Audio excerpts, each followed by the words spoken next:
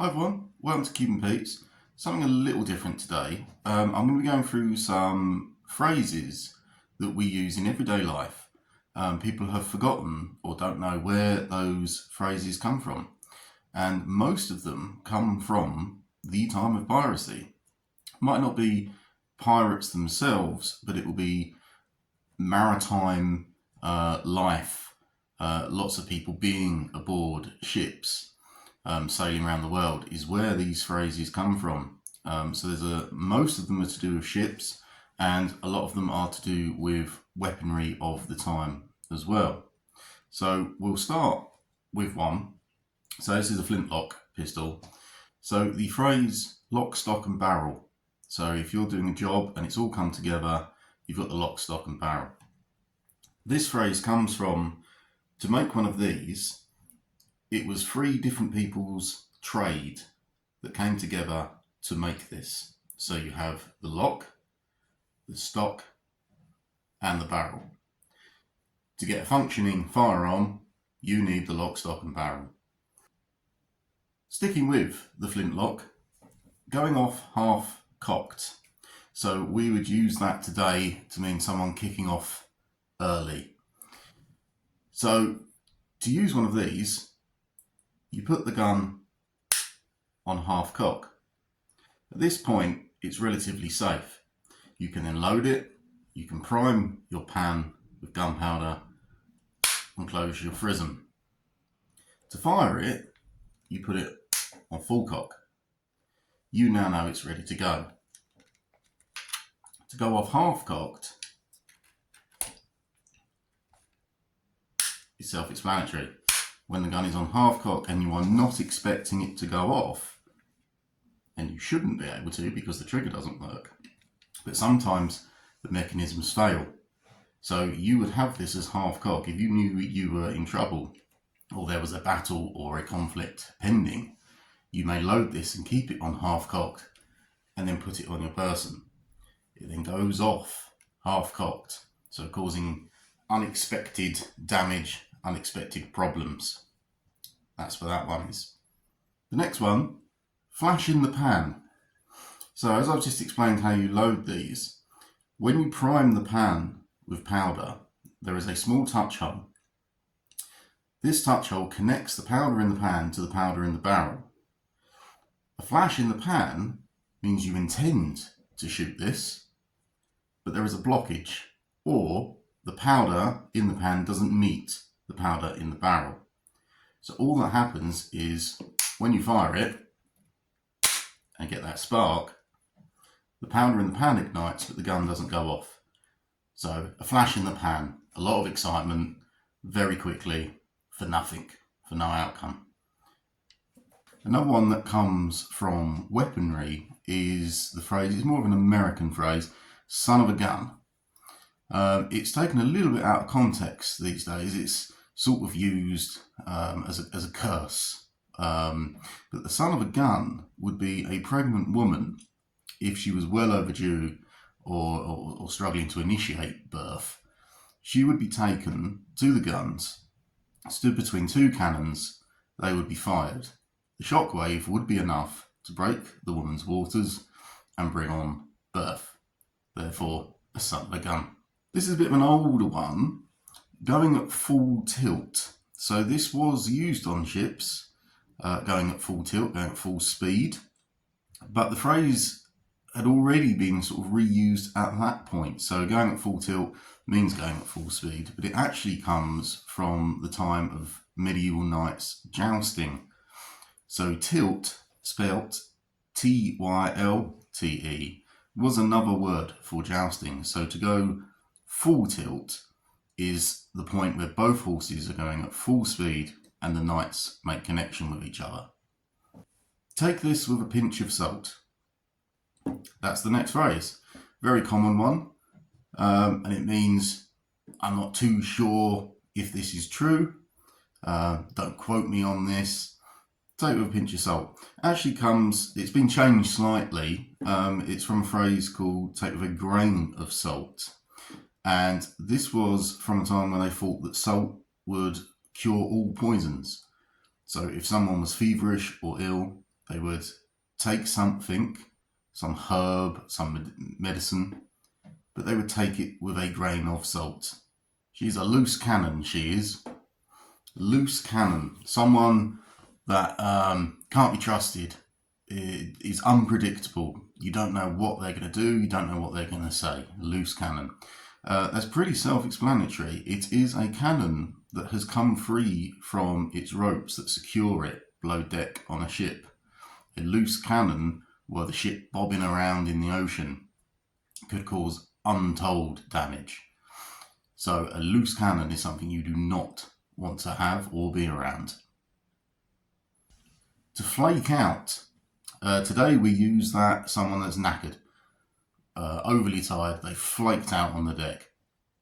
So flake out and flake out on the deck are the same thing, and it is when a anchor chain was laid out on the deck and they checked it for any signs of wear or damage, and if any of the links were too tired, too broken or worn, could then be replaced. So flaked out on the deck is something that's too tired. The next one is a bit of a two-in-one. A lot of people are familiar with the phrase "as the crow flies," and they know what it means. It means in a straight line, the quickest point from A to B, as the crow flies. So that comes from crows and ravens being kept on ships. But because they're not ocean-going birds, they want to get home to land. The sailors would release the crow or the raven and then watch which direction it went in. So as the crow flies is the way to land. They would use this if they had become muddled, got lost, didn't know where they were. It leads on to another part of the ship that most people know the name of, which is the crow's nest, the bit right at the top.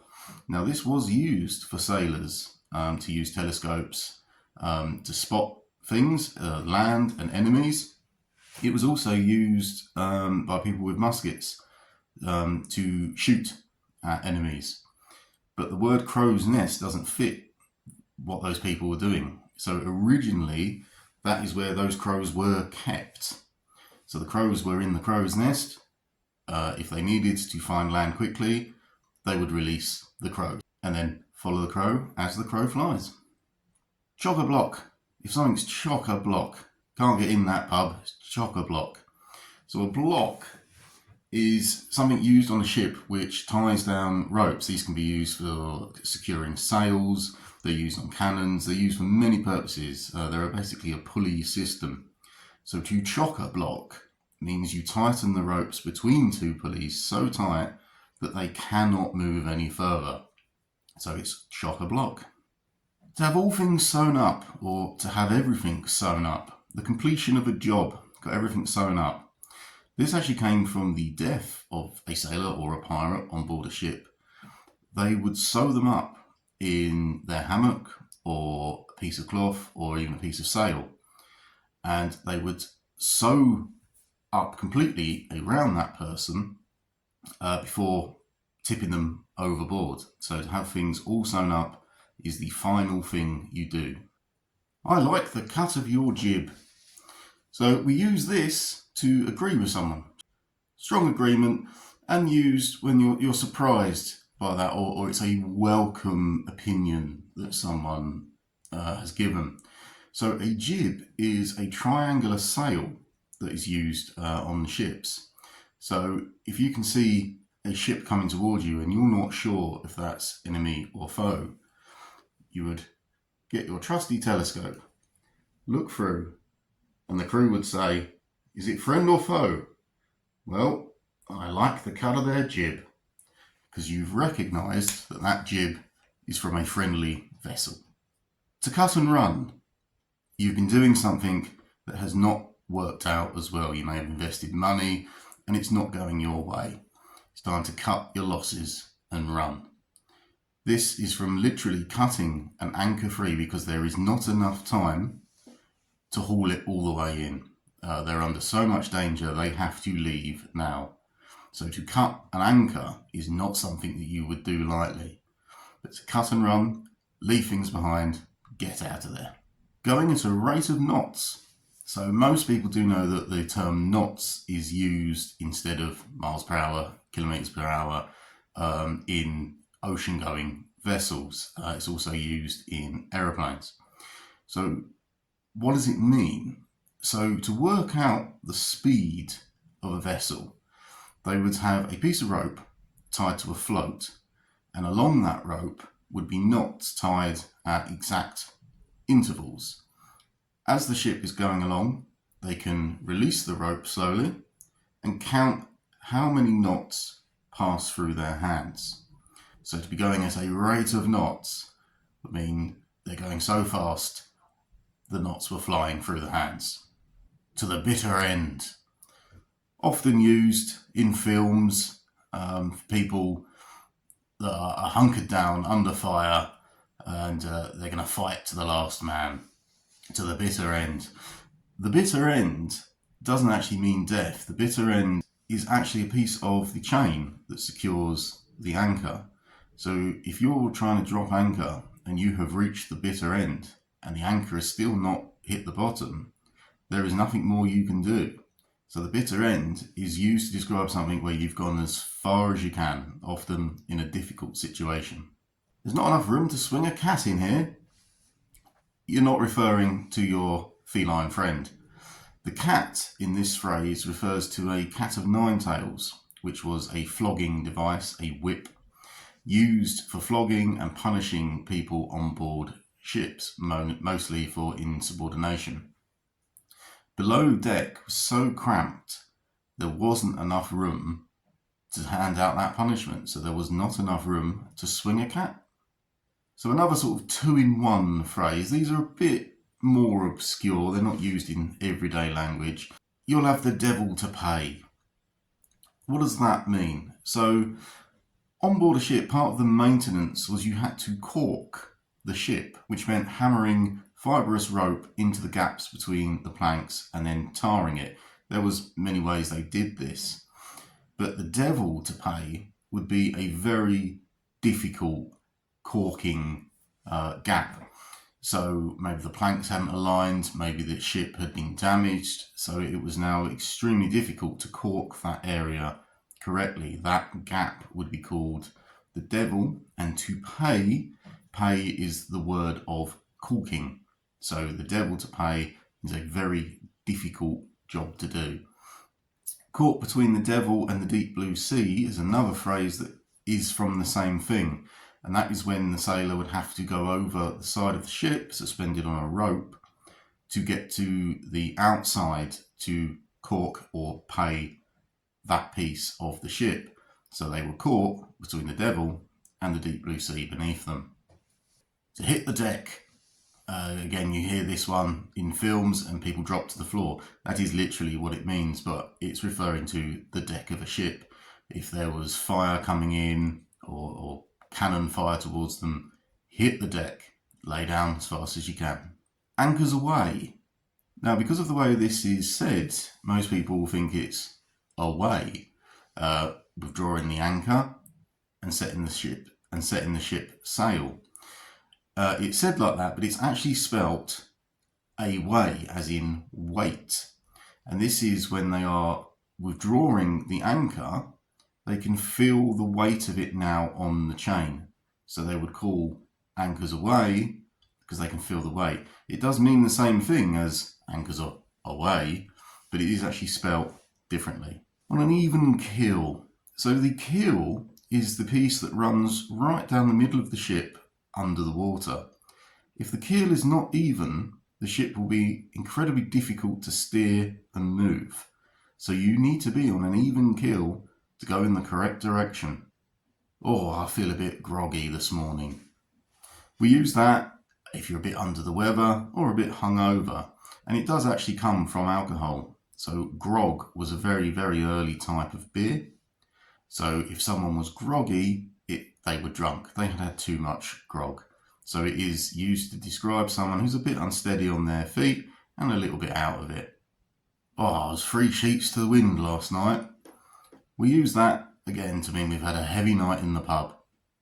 3 sheets to the wind comes from the 3 sails on a ship. If they were loose and being blown around in the wind, the ship would lurch uncontrollably from side to side. So 3 sheets to the wind is someone that's had a bit too much to drink and is staggering around. Telling someone to pipe down. Quite a rude way of telling someone to shut up, be quiet, pipe down. So at the end of the night, the bosun would be responsible for getting everyone off the decks into their hammocks. At the end of the night, the sailors would quite enjoy a pipe to smoke. So a bit like a jailer would call lights out, the bosun would call pipe down. It means time to pack up and go to bed. Another 2-in-1. So you're starting a new job and someone's going to show you the ropes. Once you know how to do that job, you know the ropes. And this comes from starting your life aboard a sailing ship.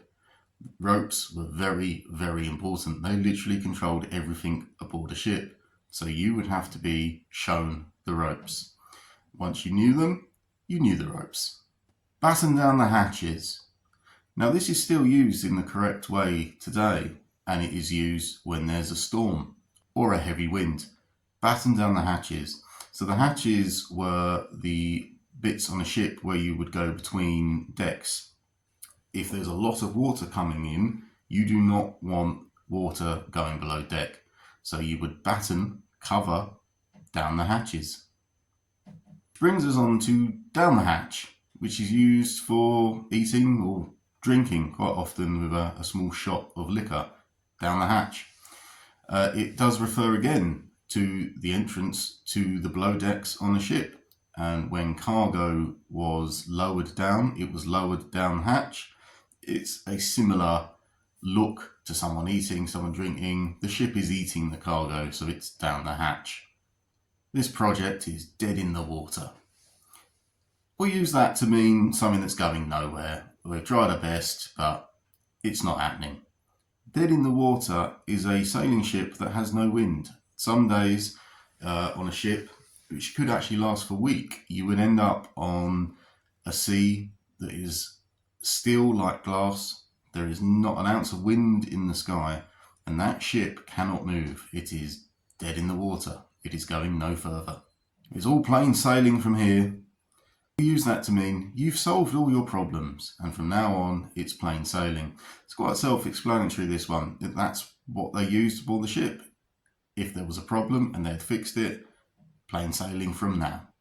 To take the wind out of someone's sails means to stop someone that's being a bit egotistic, or you might not even doing it deliberately, but someone may have an idea and you shoot them down or prove them wrong. You've taken the wind out of their sails. This was a trick used to stop a ship that you needed to stop for whatever reasons, legal or illegally.